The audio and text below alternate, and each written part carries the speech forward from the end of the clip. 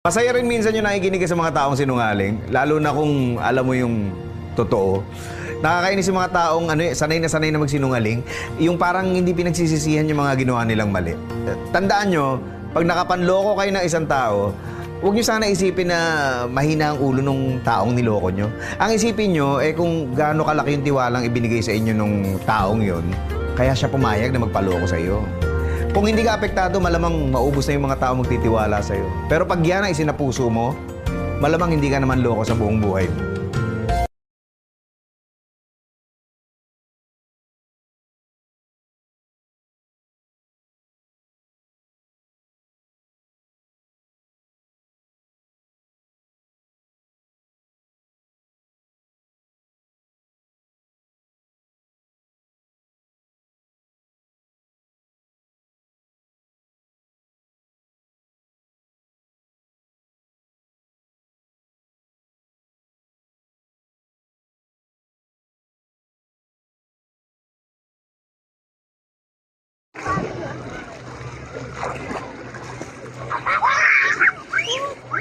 Malamig!